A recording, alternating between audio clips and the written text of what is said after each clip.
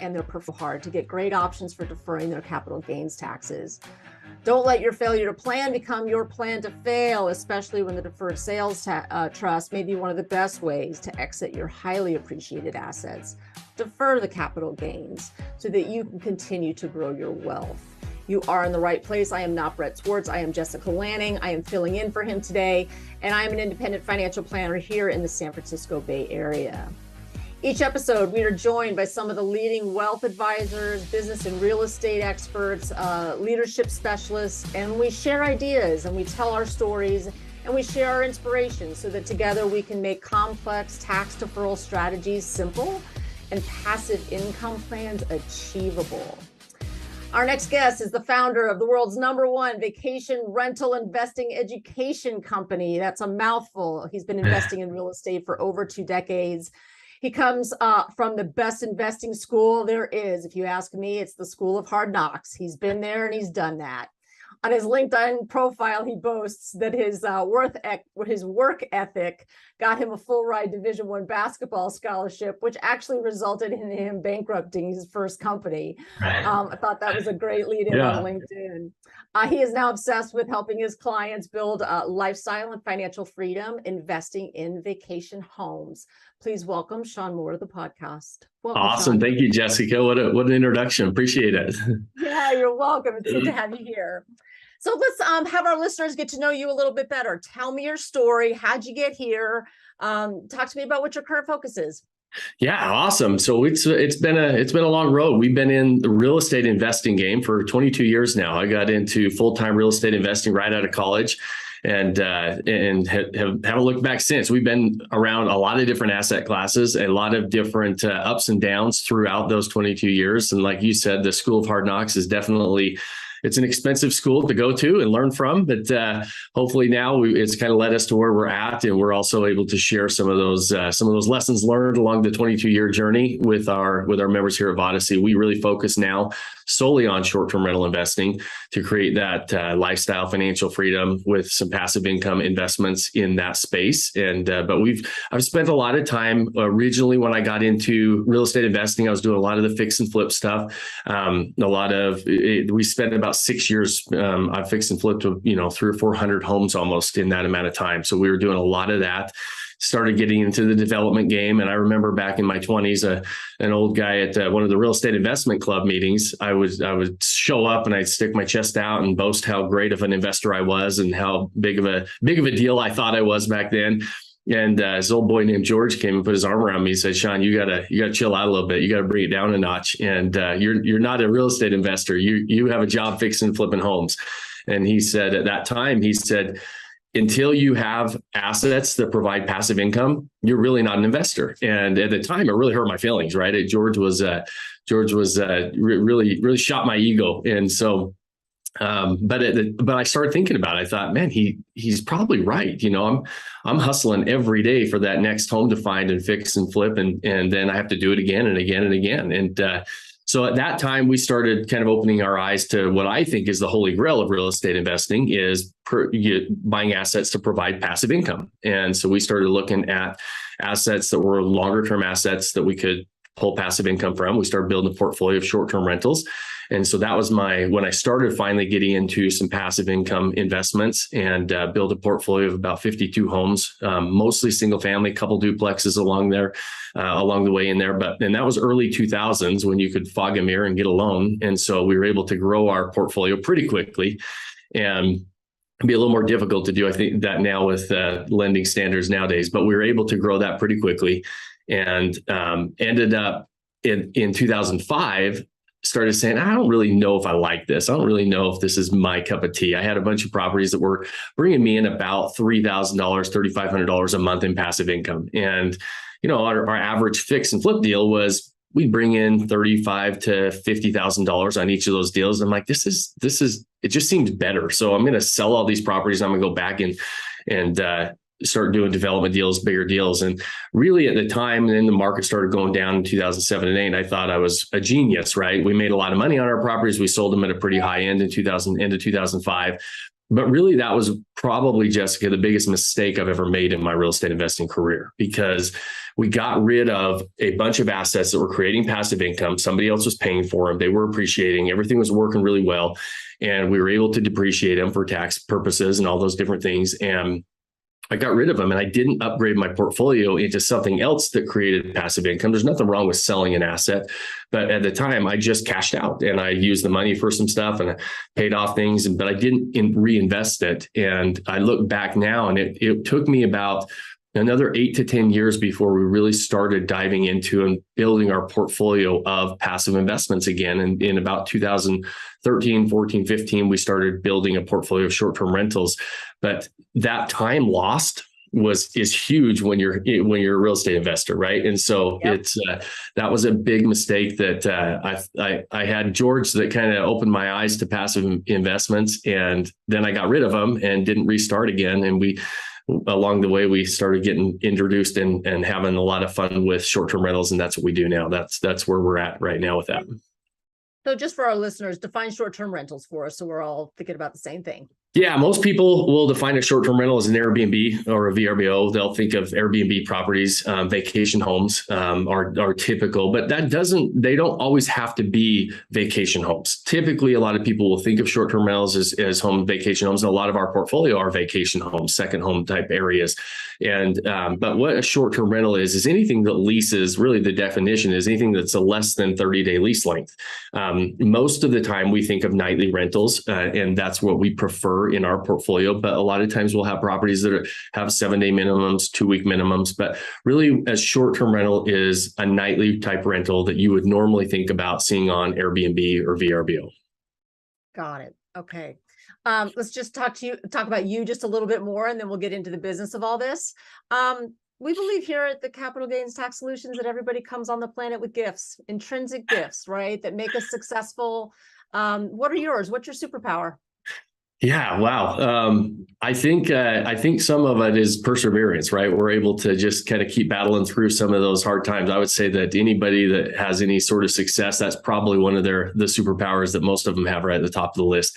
The other thing that I think that we do here, and that I've been fortunate to be able to do, is I kind of look at things through a different lens, right? I love business. I love different types of marketing. I'm a big marketer. And so I'm able to look at real estate through a little bit different lens. And we're able to, which is what kind of led us to the short-term rental game. We're able to treat this like its own asset class. Short-term rentals a lot of times are still just single family homes that people are putting on Airbnb. We actually are able to look at it and say, okay, we're going to identify this as its own individual asset class. In real estate, every asset class, whether it's apartment buildings, commercial properties, single family rentals, short-term rentals, they all have their pros and cons. And I think that one of the things that has helped me along the way over the years, outside of just being able to, when we get knocked down, get back up and try to figure it out, is to be able to say, okay, everything is a little bit different. All the real estate's a huge ocean, and it's not and shouldn't all be treated the same way. Got it. Yeah, I heard a lot of resiliency in your story. Yeah, there's resiliency. Yeah. Anybody that's been around has got as many gray hairs in their beard as I do. That they've got to have some of that, right? That's what I say. Like, I've earned every single one of these wrinkles. Right, exactly. That's why I love it. Yeah, those are all earned, right? All of them earned. Yeah, love it. So we're talking today about building wealth with short-term rentals and unique tax strategies that are available with short-term rentals.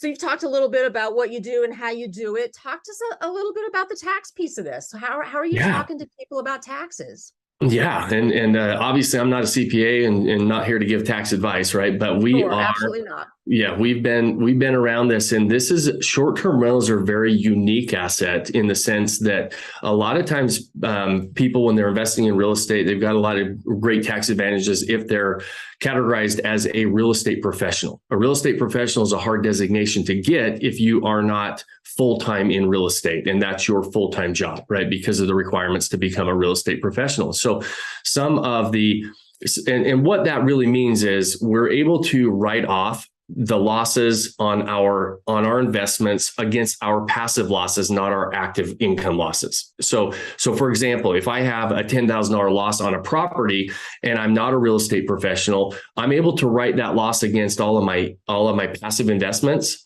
but I can't take it against my W-2 income, for example, or my earned income, right? And so with short-term rentals, there's a loophole that if you have properties that have a lease length of less than 7 days average, which most short-term rentals will qualify for that, they become an active trader business. And so in an active trader business, we can, as an investor, we can materially participate in that business. And there are some requirements for that, but we can spend X amount of time materially participating in that business. And now all of a sudden, we can qualify all of those losses and all of that depreciation, which is the big thing with bonus depreciation, against our active income.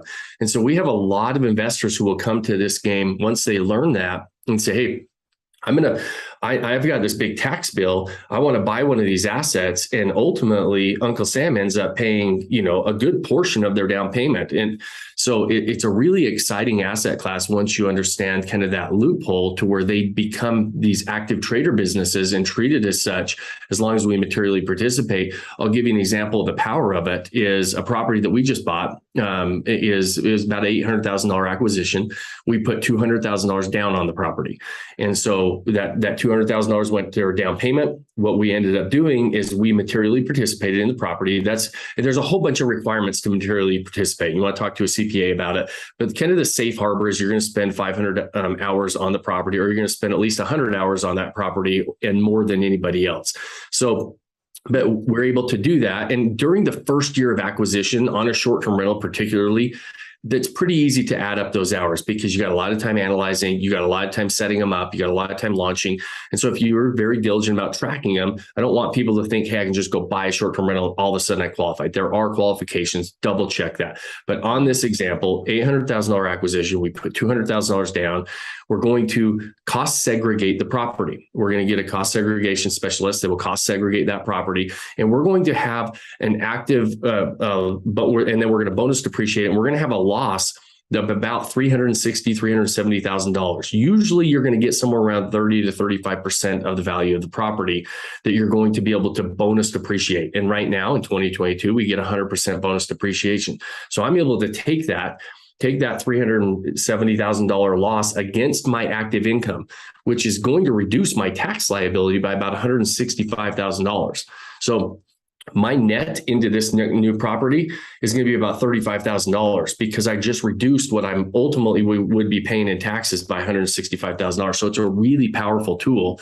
It works well if you are going to be, if you actually have income. It doesn't work. You're not going to get any sort of a refund or anything like that. But if you have income and you're paying a big tax bill, these types of assets can be a huge way to be able to minimize that. Now, if I ever sell my property, to your point on capital gains, I have to recapture any of that depreciation, right? So we will end up always making sure that we'll look for other investments if we resell that we're going to put that back into through 1031 exchanges, things like that. Got it. And is it worthwhile for our listeners here? And let's just go ahead and do this. When you accelerate depreciation like that, why don't you talk about why you would do that versus the regular depreciation schedule? Because I think that's a valuable point. Yeah, well, and I think that you don't always have to do it, right? You want to talk to your financial advisors, your tax advisors, everybody that's on your team to helping you make those decisions. I own many properties that I don't do this with and there are certain reasons why you would and you wouldn't.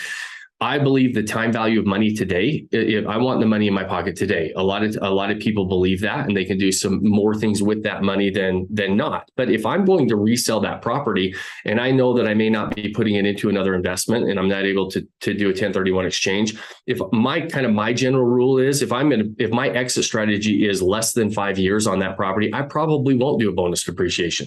I probably would just let it depreciate, and so I don't have this big recapture at the end on the sale of the property, right? And so there are reasons that you may do it, and there's other reasons you may not do it, right? And, this year we still get 100% bonus depreciation. Next year that's going down unless anything changes, but they've got it to where it's going to go down to you can only capture 80%, and then it's going to go down another 20%. So these are strategies and things that you want to talk to your advisors about, and because there are pros and cons to doing all of it.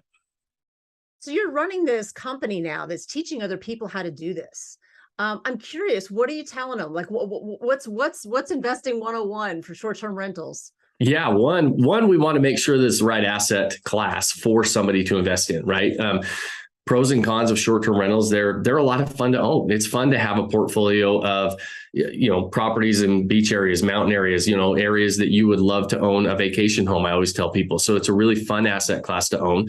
There is a little bit more time involved in this type of an asset than maybe buying an apartment complex or anything else, because you've got people that are moving in and moving out all the time. Now, we do hire full service property managers to deal with that, so we're not always dealing with that. But even on the front end, your acquisition is going to take you a little bit more time, especially the setup. You're furnishing all these properties, you're getting them all set up before somebody comes in.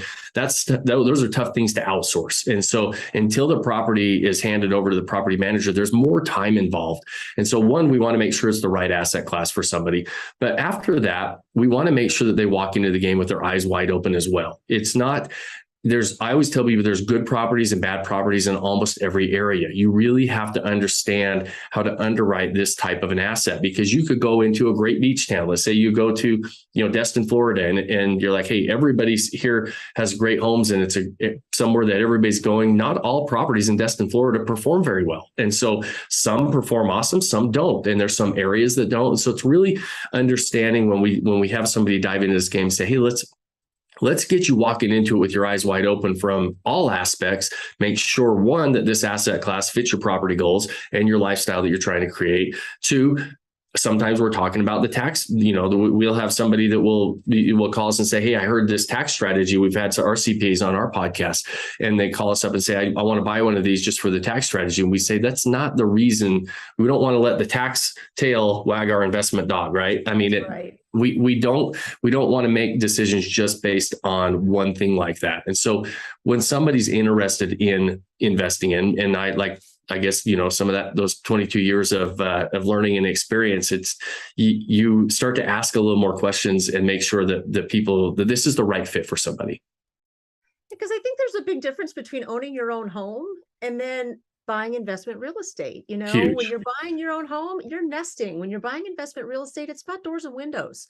Yeah. And I'm often telling people think, well, I'll just go buy a place in this place that I love. Well, not everybody's going to love that place, and you might not get the return that you want. Right. So there is a real shift in mindset that has to happen around that, or they don't go in as a business owner. They go in as, I'm going to go find a second home and rent it out. Right. Exactly. Very different. Yeah. Very, very different. And that's where understanding the asset that you're diving into. Like, I love real estate. I've always been in real estate. It's what I understand. It's what I love. I think it's a great tool for average everyday people to build wealth. I think I feel like that there's, but sometimes, especially when we're talking about single family rentals, and I see it mostly like on single family rentals, or now the short-term rentals are becoming so mainstream that they think, well, it's just a single family home. I understand that because I've already bought and sold 3 or 4 homes that I've lived in. That's totally different. You've got to treat it as its own investment tool.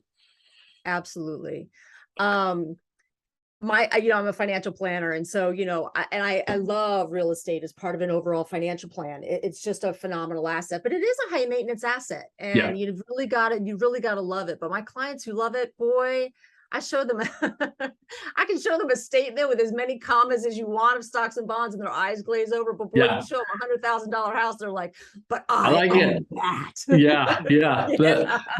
That would be me. Like, that's how I was like I have such a hard time with some of the other things. And one of my best friends, he's my financial planner, and every time, so I diversify our portfolio. We buy, stocks, and we have different things that we do. But I just have him do that for me because I have no interest. It's like but you show me properties, I'm like, I can look at that all day. So it's I guess I'm a unique breed, but I think I totally understand what you're talking about with some of your clients there.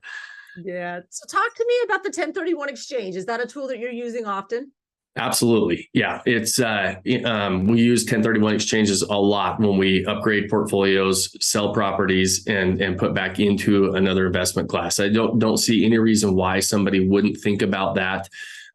If they are going to be putting the money back in, you might as well defer that tax as long as you can. One of the facilitators we talk to, she always tells people, to die with this big tax bill that you just kept deferring with all these properties. Like she's like, so she talks about how to just continue to do that. And so you don't end up paying that capital gains. Now, again, you have to make sure you're doing it correctly and that you're doing it the right way and making sure that your property and financial goals, that is what you want to do.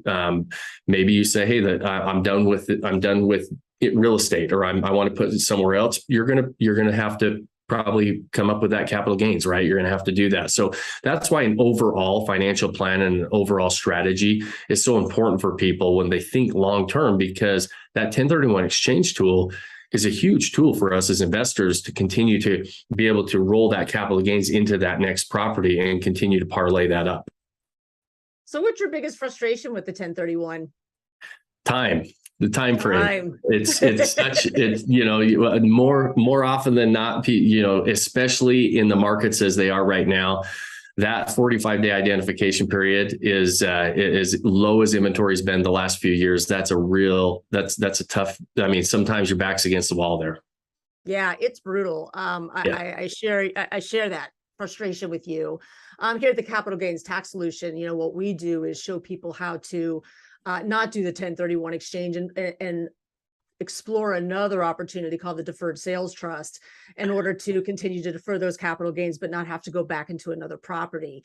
I think when people are done with their real estate, right, they're kind of done doing the fix and flip, or they're done doing the short-term rentals, or they're done managing that apartment building, right? They're tired of the toilets and the tenants and the trash, and they're just done.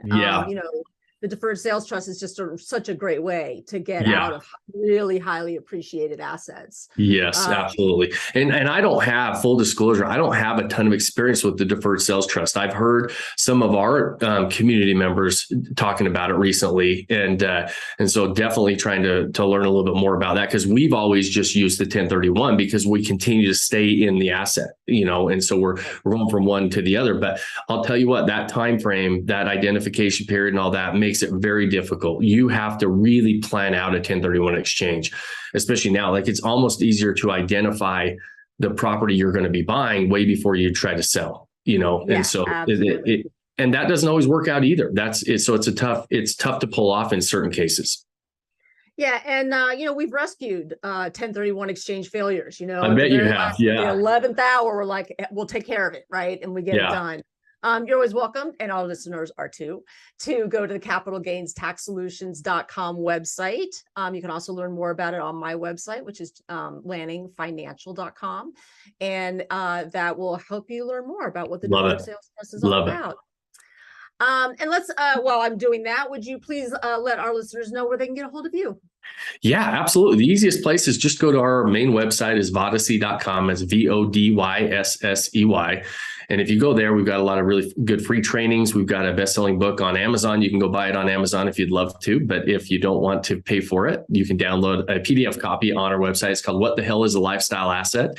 And it talks about the pros and cons of short-term rental investing and kind of our view of this world and step-by-step process. So lots of good information, resources that they can check out. Just go to vodyssey.com.